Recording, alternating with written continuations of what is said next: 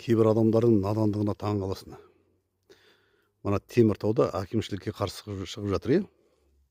Жиналып алған 20 адам ба, 30 адам ба, кәдімгідей білек сыбанып тұрып айғайлап тұр. Руки прочь от танка деп. Ана бір танк тұр ғой, тот басқан бір темір тұр, танк, атам заманғы. Соны қорғап тұр. Содан балалар ойнаймын деп үстіне шығып ойнайды ғой енді бала. Сонда құлаған, дене жарақатын алған. Сол дене жарақатын алғаннан кейін ол жерді алып тастап детский площадка істемекші болған ғой.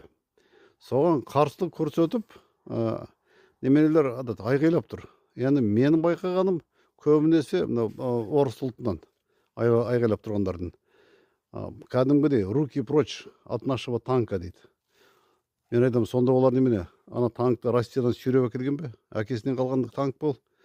Жоқ, олай болмайды. Ол мына жерде үкіметтікі дұрыс. Ол үкіметтің танкісі. Солар қойған.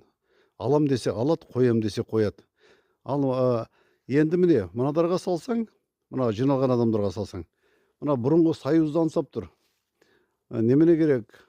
Ленин диктатор, Сталинді памятник қойып қойса, содан кейін бір жерге танк, бір жерге пулемет, бір жерге калашниковтың неменесін қойып қойса, памятник қып. Соларын қоршап, соларды қойып ортасында отырайық, ешқандай дамымай, сол 40-шы жылдағы сияқты. Жоқ, егерде даму өркендеу керек болатын болса, бұндай тоқтату керек. Мен айтамын, мына бізден 4-5 адам жиналса, өзіміздің қазақ азаматтар,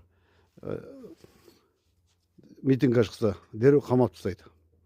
Заң барлығына ортақ болу керек. Бізде қазаққа бөлек заң, орысқа бөлек заң, Қытайда бөлек заң жоқ. Заң бәріне ортақ, әйел ме, еркек пе, кім болса болсын, барлығына ортақ. Одан басқа мына акиматта ішкі саясат деген бар. Содан кейін мына КМБ бар. Солардың барлығы мына нәрсеге көңіл аудару керек. Қазақтар жиналып шығып жатса бөлектеніп, оларды бейбітшілік керек, тоқтатыңдар деп ақсақалдар тоқтату керек, ақыл айтып, шақыртып алып. Мына орыстар жиналып жатса, орыстың ақсақалдары жиналып айту керек. Мен айтсам, ол дұрыс қабылдамайды. Өздерінің ақсақалдарын айтқызу керек. Сол ақсақалдар шақырып ана орыстарға айту керек. Мына жаңағы заңды бұзып жатқан. Сендер заңды бұзбаңдар. Мына танк сендердің әкелерінен қалған жоқ. Оны не қылмақшысыңдар сендер? Заңды бұзбаңдар. Қазақстанда тыныштық, бейбітшілік, бізге керегі осы. Зарплата бар, пенсия бар, тамақтарын тоқ, көйлектерін көк. Одан басқа сендерге не керек? Дүние жүзінің бәрінде соғыс болып жатыр. Қазақстан ұнамайды екенсің. Мына жақта ши шығармай, қай жаққа барғыларың келсе, сол жаққа барыңдар. Бірақ мына жақта ұлтқа бөлініп алып, митингке шыққандарын қысқартыңдар деп өздерін айтқызу керек. Басқа ұлт шығып жатса, неміс шығып жатса, неміс барын ақсақалдар барып айту керек.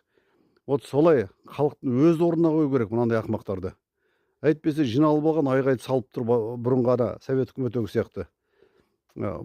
Мына союзды аңсаған тоқтату керек. СССР болмайды, ешқашан болмайды енді. Болды, ол құрды. Тек қана Қазақстан болады. Қазақстан заңына бағаласындар. Өзіміздің президент, өзіміздің заңымыз бар, соған бағаласындар. Мына видео көңіл аударып қараңыздар, қазір көрсетейін. Тіркеліп отырыңыздар.